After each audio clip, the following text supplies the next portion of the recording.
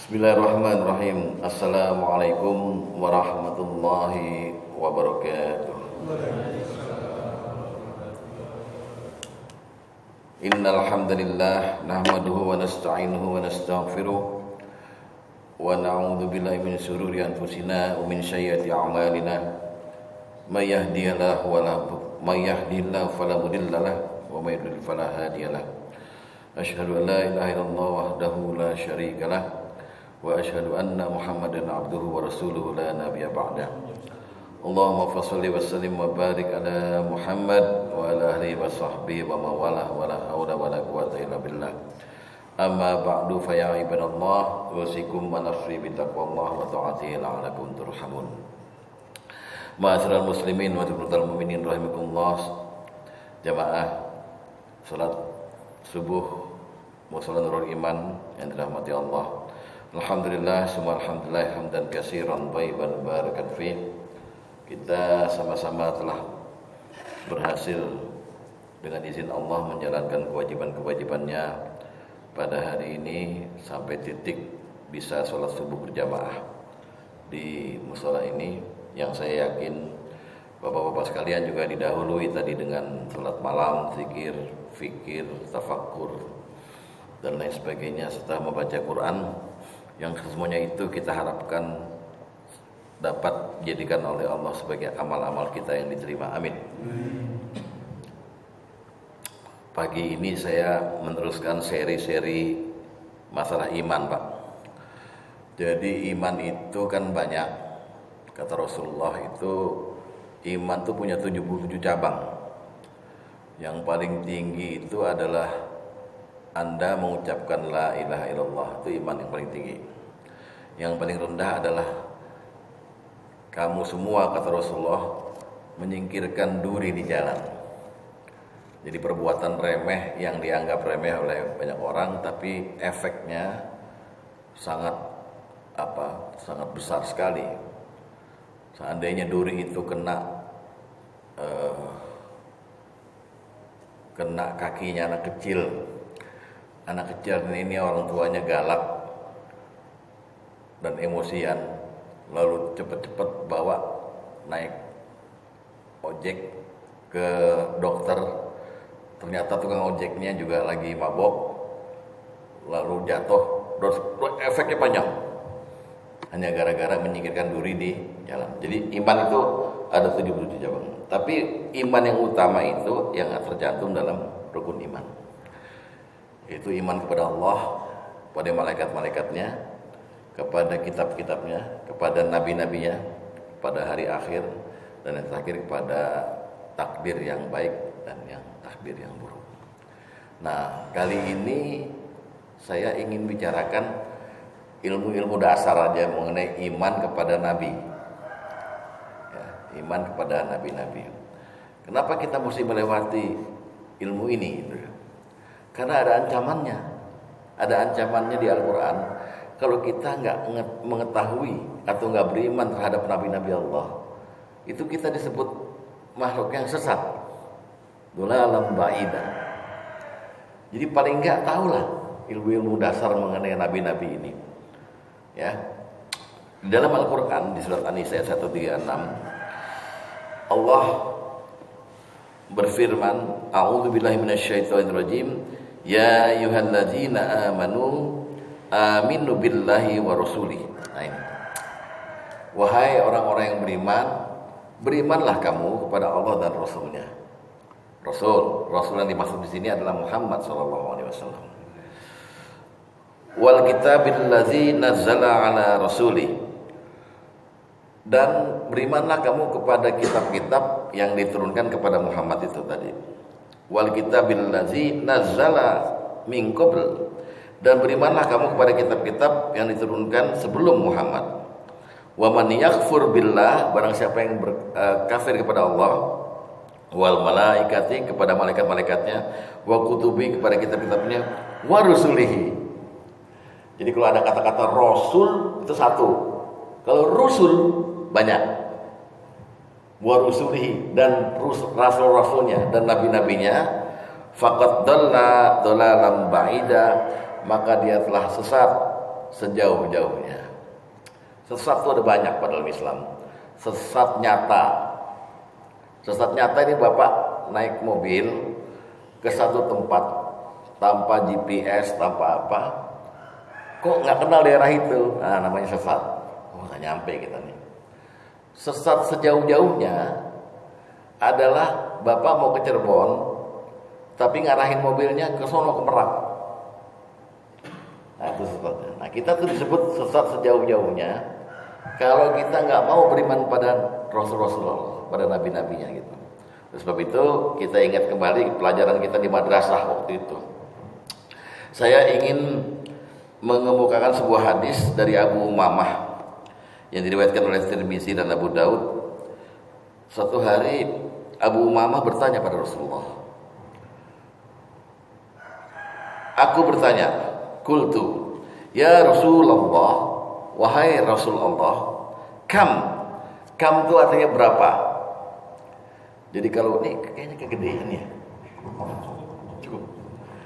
Kam itu artinya berapa?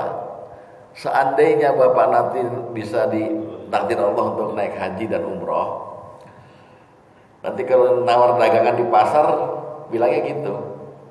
Kam artinya berapa? Kam wafa indatul anbiya, kam wafa iddatul anbiya. Wahai Rasul, berapa jumlah nabi-nabi? Ini yang ditanya ini kan canggih ini. Yang ditanya itu Nabi Muhammad SAW, yang dari lisannya tidak pernah bohong. Maka Abu Muhammad tanya, wahai Rasul, berapa sebenarnya jumlah nabi-nabi ini? Kalau Bapak ditanya berapa jumlahnya? 25. Ya, 25 ya. Lalu Nabi menjawab, qol, bersabda Rasulullah SAW, mi'atun alfi wa arba'ina wa asrona alfa. Jumlah nabi seluruhan itu 124.000. Ini Nabi yang bilang, jumlah nabi yang pernah diutus oleh Allah turun ke bumi ini ada 124.000. Ar-Rasul min zalik, sedangkan yang berstatus Rasul dari 124.000 itu adalah mi'atin wa khamsatan asra, 315. Jadi apa beda Nabi sama Rasul? Sama. Rasul itu pasti Nabi, tapi Nabi belum tentu Rasul.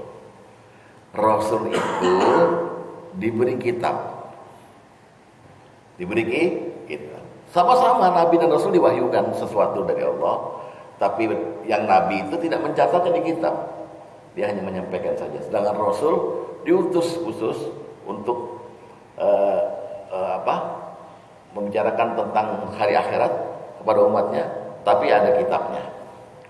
Sedangkan kitab yang tercantum di dalam Al-Quran itu selain Al-Quran hanya ada 3 kan? Zabur, Taurat dan Injil. Jadi dengan melihat jumlah Rasul yang 315 ini, nabinya 104.000, maka kita yakini, kita beriman bahwa kitab-kitab itu ada juga yang lain. Jumlahnya 315, tapi tidak Allah sebut. Di antaranya yang Allah singgung adalah suhuf Ibrahim, suhufi Ibrahim wa Musa, suhuf Ibrahim ada. Ya, jadi Abu Umamah bertanya, ya Rasul, berapa jumlah nabi? Oh, jumlah nabi 124.000. Ar-Rasul zalika, Rasul dari yang 324.000 itu berjumlah 315. Jamma ghafira, mereka sangat banyak sekali. Dari 124.000 ini atau dari 315 ini, yang namanya tercantum dalam Quran itu 25. Adam, Idris, Nuh, Hud, Soleh, Ibrahim, Lut, Ismail, Ishak, Yakub, Yusuf, Ayub, Zulkifli, Su'aib, Musa, Harun, Daud, Sulaiman, Ilyas, Ilyasa, Yunus, Zakaria, Yahya, Isa, Muhammad. Yang hafal siapa Pak? Saya kasih 300.000 di sini sekarang. Gak ada yang hafal. Karena pelajaran lama sudah lupa karena itu orang Islam tuh gitu. Padahal ngakunya beriman pada Nabi. Hafalkan lagi Pak gitu ya, walaupun nggak kenal. Ya, jadi yang wajib diketahui 25. Nah, kalau kita mau beriman, paling minimal kita tahu itu nama-namanya. Oh, saya disuruh beriman pada nabi-nabi, maka saya tahu namanya yang 25 ini. Jumlahnya udah jelas banyak. Lalu kita sekarang agak mendalami dikit. Di antara 25 nabi ini, nabi-nabi yang sejaman atau sekeluarga itu ada banyak Pak. Di antaranya adalah Ibrahim dan Lut. Ibrahim alaihissalam dan Nabi Lut alaihissalam itu beriparan Pak. Karena Nabi Lut alaihissalam itu adalah adiknya Siti Saroh, istrinya Nabi Ibrahim. Makanya di dalam Al-Quran itu di Al-Qasas disebut bahwa ada tamu-tamu Nabi Ibrahim berupa malaikat datang untuk memberi kabar kepada Nabi Ibrahim yang sudah punya anak Ismail waktu itu, untuk memberi kabar bahwa Nabi Ibrahim akan dapat anak lagi dari Sarah namanya Ishak. Malaikat ini dikabarkan datang disuguhi makanan nggak mau makan.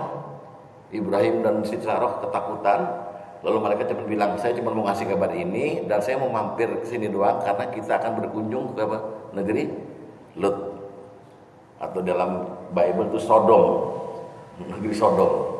Makanya ada kata-kata sodomi dari Sodom. Karena semuanya itu akan dihancurkan oleh malaikat itu.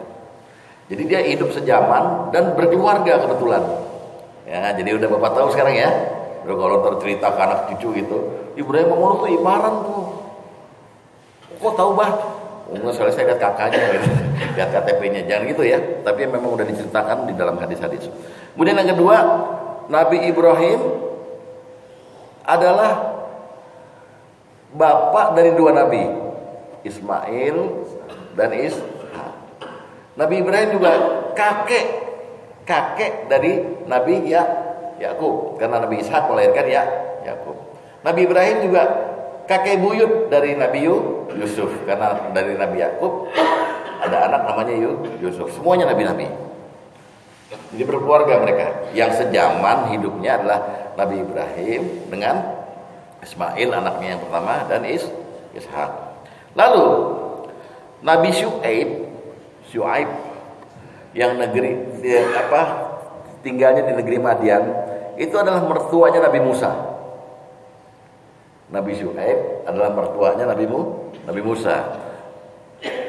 Pertemuan mereka itu nggak sengaja karena Nabi Musa alaihissalam merasa bersalah membunuh seorang di Mesir, lalu kabur ke negeri Madian.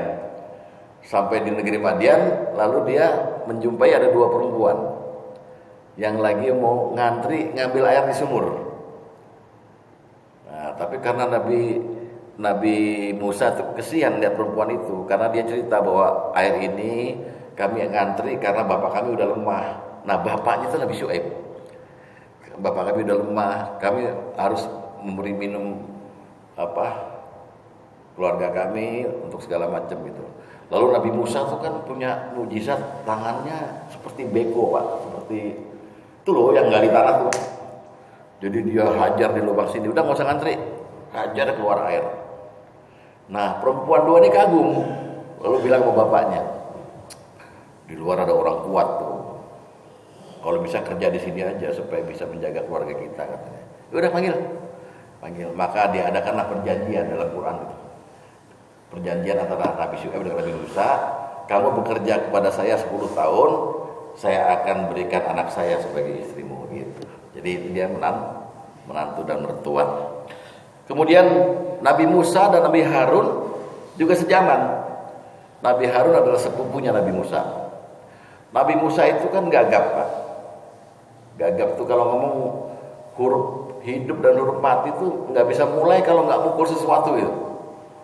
Misalnya saya dulu gagap, saya dulu di SD itu disuruh ngomong siap gerak aja, siap kan? Wah, baru dikagetin baru, atau dipukul dulu. Nabi Musa seperti itu. Maka ketika Allah Subhanahu Wa Taala menyuruh dia untuk Pergilah kamu ke Fir'aun, fa innahu tagha, karena dia itu karena dia itu keterlaluan gitu ya, Fir'aun gitu. Nabi Musa bilang, tolong saya dikasih asisten. Haruna akhi, Harun saudaraku, untuk pergi ke sana. Dan Nabi Musa berdoa supaya Rabbis rohri sodri wa yassirli amri wahlul 'uqdatam min lisani yafqahu qawli. Ya Allah, lapangkan dadaku, lancarkan lisanku, supaya mereka mengerti apa yang aku katakan. Maka berangkatlah, direstui oleh Allah, diridhoi, Nabi Musa dan sepupunya Nabi Harun berangkat ke Fir'aun. Gitu ya. Yang itu yang sejaman. Kemudian Nabi Daud itu raja di Babilonia yang punya anak namanya Nabi Sulaiman. Dua-duanya hakim. Ya, dua-duanya hakim. Dan yang terakhir adalah Nabi Zakaria, adalah ayah dari Nabi Yahya. Nabi Zakaria itu sejaman dengan Ali Imran, keluarga Imran. Keluarga Imran ini adalah punya istri yang melahirkan Maryam. Maryam itu ibunya Nabi Isa. Jadi kita tahu Pak ini. Bapak bisa beli kitab namanya Qisasul Anbiya karangan Syekh Ibnu Katsir yang mufasir Al-Quran itu. Karena semua cerita ini ada dalam Quran dan dalam hadis. Kemudian dari 25 nabi yang nama nabinya itu, yang namanya dijadikan sebagai nama Al-Quran, nama surat Al-Quran, hanya ada 6. Yunus, Hud, Yusuf, Ibrahim, Muhammad, Nuh. Yunus itu surat ke-10, Hud surat ke-11, Yusuf ke-12, Ibrahim 14, Muhammad 47, dan surat Nuh surat ke-71. Ya, jadi nama nabi yang diabadikan sebagai nama surat itu ada 6. Hafalkan semua Pak ya. Nah, kisah-kisah nabi ini tidak semua diceritakan, yang 25 ini. Allah berfirman dalam surat Al-Ghafir, "Walaqad arsalna rusulan min qablika", dan sungguh telah kami utus beberapa rasul sebelum kamu Muhammad. Minhum, dari mereka, di antara mereka, man qasasna 'alaika, kami ceritakan lengkap kepadamu Muhammad. Wa minhum, dan di antara mereka, sebagian dari mereka, man lam naqsus 'alaik, tidak kami ceritakan. Jadi 25 nabi itu ada yang ceritanya komplit dari mulai dia bayi sampai dia akhirnya sukses menjadi nabi, itu Nabi Musa. Yang paling banyak diceritakan di Quran itu Nabi Musa. Ada juga yang dia mulai belum Islam, mencari Tuhan sampai menjadi bapaknya para nabi, Nabi Ibrahim. Ada yang nabi hanya disebut namanya doang, nggak diceritakan apa-apa. Idris, Ilyas, Ilyasa, Zulkifli alaihissalam, tidak diceritakan apa-apa mengenai mereka, kecuali hanya disebutkan namanya saja oleh Allah dalam Al-Quran. Jadi ada yang diutus Rasul-Rasul itu ke dunia, diceritakan oleh Allah lengkap, ada yang tidak diceritakan oleh Allah dengan lengkap. Nah, di antara 25 nabi ini ada 15 nabi yang mengalami peristiwa yang luar biasa, peristiwa fenomenal, peristiwa yang oleh sebagian ulama dianggap sebagai mukjizat, tapi sebagian ulama lain mengatakan ini peristiwa yang membuat nabi itu tidak akan dilupakan gitu. Yaitu pertama Nabi Adam. Nabi Adam itu nabi yang juga statusnya sebagai manusia pertama yang tidak dilahirkan dari kedua orang tua, tapi Allah ciptakan langsung dengan tangannya. Jadi diciptakannya di surga. Jadi nabi yang pertama kali masuk surga ya Adam itu waktu itu dulu. Diciptakannya di surga, dikeluarkan dari surga, dan nanti akan kembali lagi ke surga. Nabi Adam. Jadi nggak ada manusia yang mengalami seperti Nabi Adam, kecuali Nabi Adam aja. Nggak ada lagi selain dia itu. Kedua Nabi Nuh. Nabi Nuh itu di Quran diceritakan masa dakwahnya aja 950 tahun. Dakwahnya Nabi Nuh, siang, malam, pagi, sore, 950 tahun. Nggak pernah capek. Memang ngeluh kepada Allah, tapi nggak pernah capek. Nah kita yang 10 tahun ceramah, aduh capek dah, honornya kecil gitu. Tapi di sono nggak, di sini kan nggak ada yang ceramah. Di sini pada dengerin aja kan gitu. Selain itu Nabi Nuh juga mengalami masa pemutihan. Allah mau membersihkan orang-orang kafir yang ada di muka bumi ini melalui peristiwa banjir besar. Memang Nabi Nuh yang minta, ya Allah jangan ada lagi orang kafir di muka bumi ini. Maka Allah suruh Nuh, buatlah kapal. Di seluruh dunia banjir Pak ketika itu. Tidak ada yang hidup kecuali yang ada di kapal Nabi Nuh itu. Ini peristiwa besar Pak, nggak akan terulang lagi. Kiamat baru. Ya, ini peristiwa besar. Selain itu Nabi Nuh dijuluki oleh para ulama Adam Musani, Adam kedua. Kenapa? Karena manusia musnah di zaman Nabi Nuh dengan banjir itu, kecuali yang ada di perahu itu. Jadi Adam kedua julukannya. Kemudian nomor 3 Nabi Ibrahim.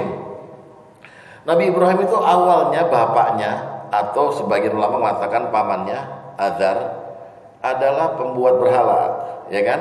Dia tidak beragama itu Nabi Ibrahim. Tapi dengan hidayah Allah Nabi Ibrahim mencari Tuhan. Dia lihat bulan, dia bilang inilah Tuhan. Tapi ketika bulan tenggelam, muncul siang hari, aku nggak suka yang tenggelam. Dia lihat bintang, inilah Tuhan. Oh bukan. Terakhir dia lihat matahari. Ini matahari, ini pasti Tuhan. Haza akbar, karena ini lebih besar dari bintang dan ternyata matahari pun ketika sore tenggelam. Lalu dia bilang, aku berpaling dari ini semua. Aku takut kepada Allah Subhanahu wa taala. Maka sejak saat itu disebut dengan bapaknya tauhid itu, Ibrahim itu. Nah, perjuangan Ibrahim itu melewati satu fase yang luar biasa dan tidak akan ada lagi orang yang mengalaminya. Dibakar hidup-hidup oleh raja siapa? Namrud ya? Yakin Namrud ya? Oh iya Ibrahim Namrud ya. Dibakar hidup-hidup. Dan lantaran dia dibakar hidup-hidup itulah Allah berfirman kepada api, ya narun kuni bardan wassalaman ala Ibrahim. Wahai api, jadilah dingin dan selamatkanlah Ibrahim. Konon dalam sebuah kitab itu ketika Allah mengatakan ya narun kuni bardan, semua api di dunia itu mati, dingin. Di ibu-ibu yang lagi masak pisang goreng, kenapa ya kok gelembung-gelembung gitu? Ya, karena dingin. Tapi ketika Allah berfirman lagi, wassalaman ala Ibrahim, maka api yang dingin hanya apinya yang membakar Ibrahim, yang lainnya panas lagi. Kira-kira begitu. Jadi luar biasa di kejadiannya Pak, nggak akan terulang lagi. Misalnya ada jemaah dibakar hidup-hidup karena ketahuan mencuri, nggak ada Allah berfirman pada dia, narun, nggak ada. Khusus Nabi Ibrahim. Kemudian ada lagi peristiwa yang dialami Nabi Lut. Nabi Lut ini divonis oleh Allah, "Hai Lut, kaummu itu melakukan pekerjaan yang belum pernah dilakukan oleh orang-orang selain kaummu, yaitu melakukan homoseksual.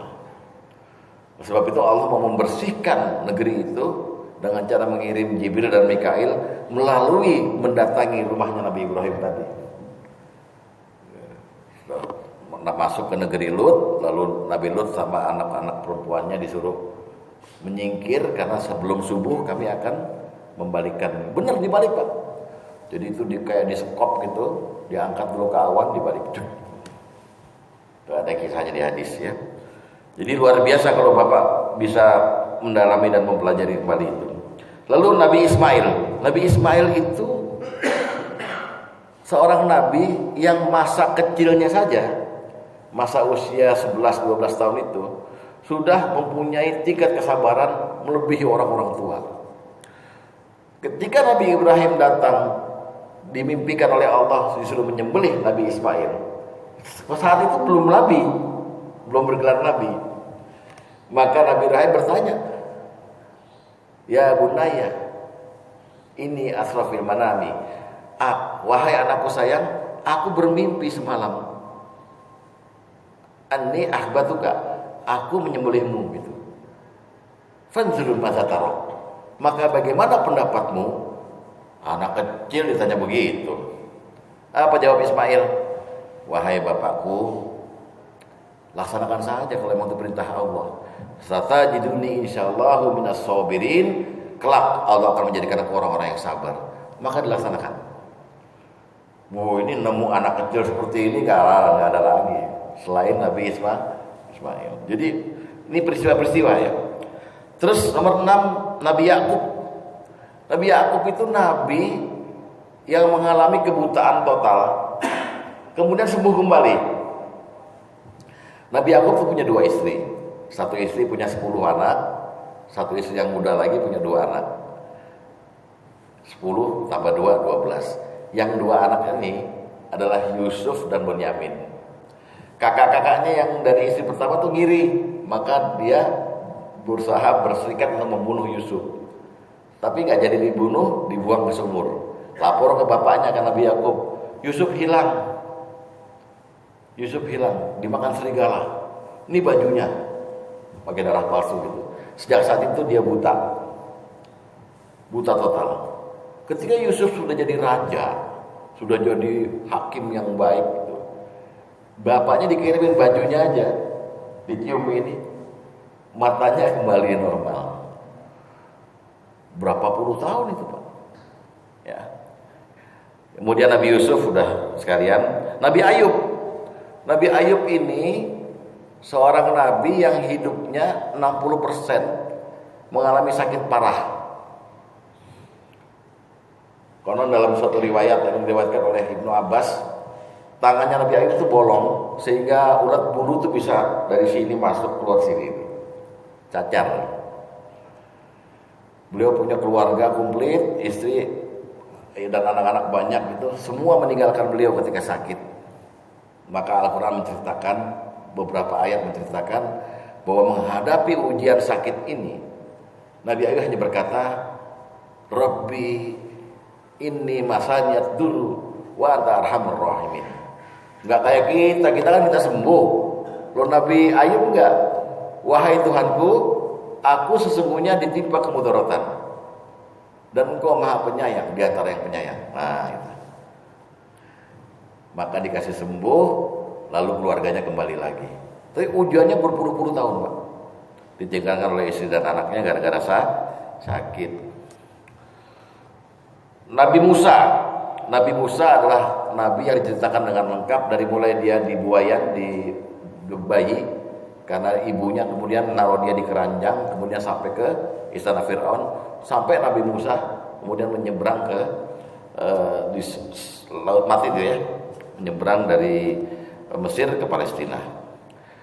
Nabi Daud dan Sulaiman adalah dua-dua raja. Ya, kalau Nabi Daud itu raja yang kerjanya sebagai tukang besi, sehingga setiap pasukan yang mau perang itu ngantri. Kayak kita sekarang nih kalau ngepas baju di Pak Luli mau pakai belangkon itu juga dipas juga, dimeter juga ya bahunya ya. Nabi Daud enggak, cuma lihat sebentar, gebuk pakai tangan, tuk nih pakai, dan nggak bayar. Setiap gebukan itu beliau selalu berkata subhanallah, subhanallah, subhanallah. Nabi Daud berpuasa sehari berpuasa, sehari tidak, terus sampai akhir hidupnya. Malamnya dibagi 3 oleh beliau, munajat, untuk istighfar dan untuk tidur. Itu Nabi Daud melahirkan anak namanya Sulaiman. Sulaiman ini satu-satunya nabi yang diberikan kemampuan untuk menguasai seluruh makhluk Allah. Ikan di lautan, angin, jin, binatang-binatang, hewan, burung-burung semuanya dalam genggamannya sesuai dengan izin Allah. Kemudian Nabi Yunus adalah satu-satunya nabi yang mengalami peristiwa yang luar biasa, ngaku dosa di dalam perut ikan. Beliau kan ditelan ikan paus ya. Bapak bayangin masuk ke perut ikan, memang ada TV, ada internet di sana? Nggak ada, gelap. Ikannya di dalam kegelapan laut di malam hari. Jadi beliau melewati 3 kegelapan. Kegelapan di dalam perut ikan, ikannya di dalam kegelapan laut di malam hari. Apa yang beliau katakan pada Allah? La ilaha illa anta subhanaka inni kuntu minadz dzalimin. Tidak ada Tuhan selain Engkau, Maha suci Engkau. Aku yang salah. Aku yang salah. Bisa dimuntahin itu sama ikan pausnya, plung, ke pinggir laut. Zakaria, Nabi Zakaria itu punya istri umur 90 tahun, mandul. Tapi beliau gencar berdoa pada Allah. Ya. Kemudian akhirnya Nabi Zakaria dijanjikan oleh Allah, kamu akan saya beri anak namanya Yahya. Yo, bagaimana bisa? Sedangkan istriku mandul. Udah itu urusanku kata Allah. Benar, lahirlah ya Yahya. Terakhir Nabi Muhammad SAW mengalami dalam tanda kutip ya pertemuan dengan Allah dalam Isra Mi'raj. Nah ini kira-kira ini kisah-kisahnya bisa Bapak kembangkan sendiri dengan membaca-baca buku yang banyak, baca Quran, baca hadis dan sebagainya. Nah di antara 25 itu ada 5 nabi yang bergelar ulil azmi. Ulil azmi itu adalah nabi atau rasul, nabi sekaligus rasul yang perjuangannya luar biasa. Al-Quran menegaskan wa iz akhadna min nabiyyina mitsaqahum wa minka wa min Nuhi wa Ibrahim wa Musa wa Isa bin Maryam.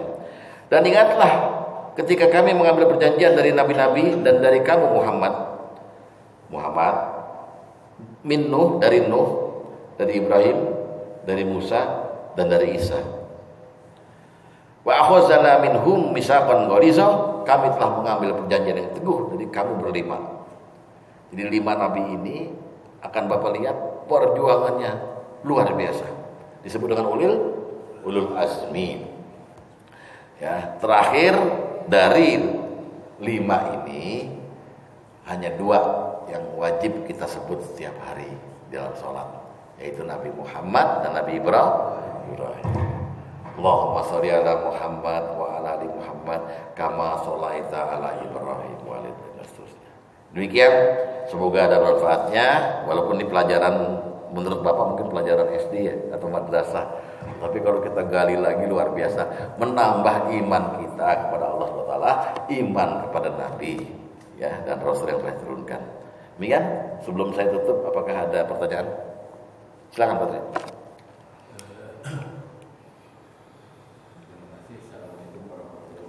Waalaikumsalam. Mengenai priorisasi dari Nabi, misalnya dari Nabi Adam ke Nabi berikutnya, dari Nabi berikutnya ke bawahnya lagi, apakah itu ada mempunyai jarak yang sama atau waktu yang sama? Ya. Kemudian kedua, di antara 25 Nabi itu apakah disebutkan misalnya tingkat ketakwaan dari masing-masing Nabi? Apakah perbedaannya atau semuanya sama atau betul? Kemudian yang ketiga, seperti tadi diungkapkan, kok misalnya di dalam sholat itu hanya Nabi Muhammad dan Nabi Ibrahim saja yang disebut. Ya. Baik.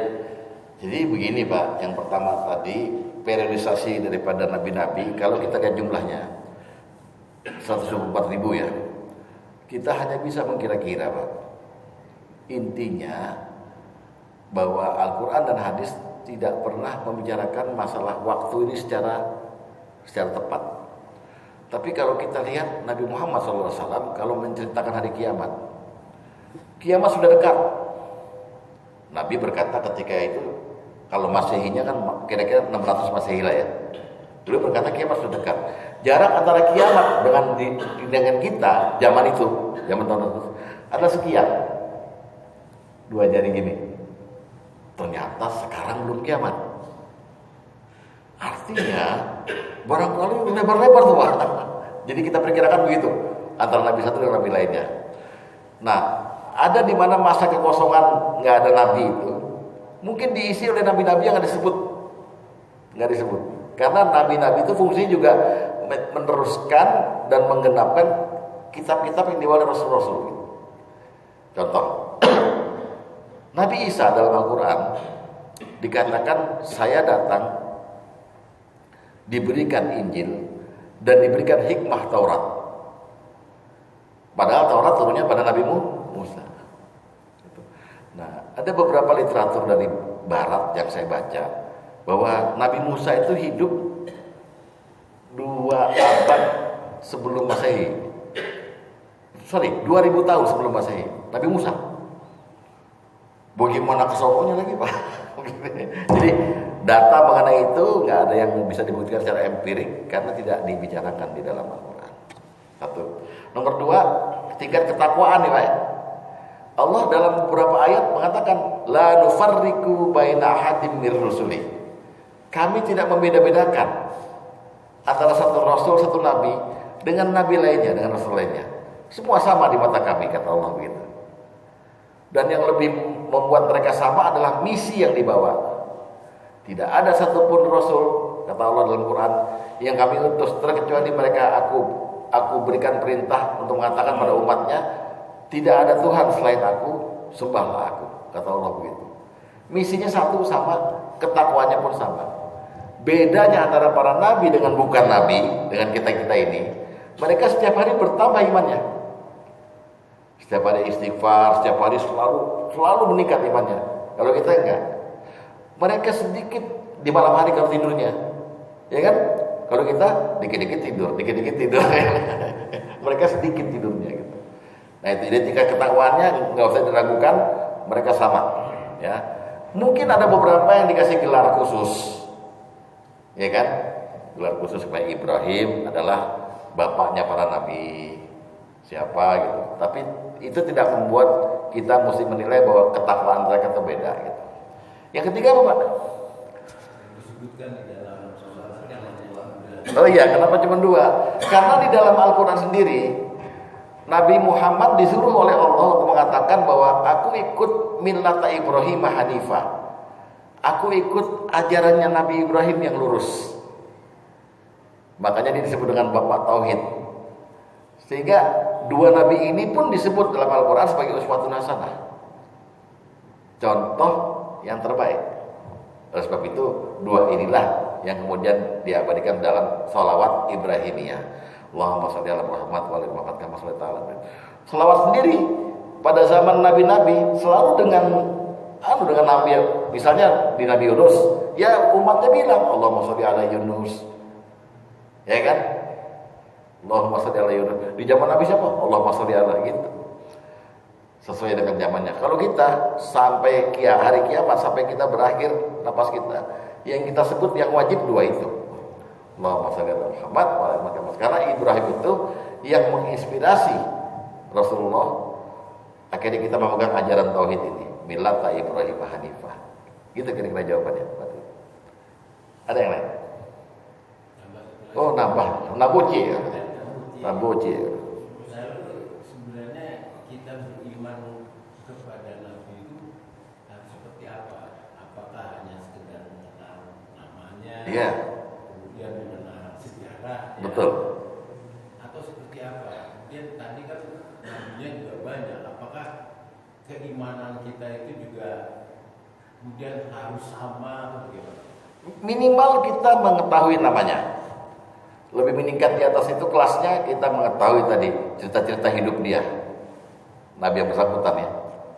Soalnya kita tuh sedih, Pak. Kalau kita tanya sama sekumpulan anak SMA, kamu bisa sebutin nggak nama anaknya Nabi Muhammad? Nggak bisa. Tapi kalau disuruh nyeritain Pak Lampir, apa? Nah, jadi kita tahu ini cerita Nabi ini, cerita Nabi ini itu. Sudah. Nanti efeknya ini kita bisa kenal dia, mereka-mereka itu di surga, Pak. Amin. Misalnya Pak Tri bertetangga sama Nabi Yunus. Kalau Pak Tri di sini nggak mengenal dia gitu, di surga ntar Yunus keluar dari rumah, Pak Tri keluar dari rumah di surga nih, nggak kenal, gitu doang. Tapi kalau Yunus, Tri gitu, dipertemukan sama Allah di sana begitu, kan enak. Aminin dong, kayaknya diketawain. Aminin ya, Pak Tri samping Nabi Yunus ya. Oh iya. Silakan Pak Heri. Kan saya Heri, Pak kan bilang. Oh.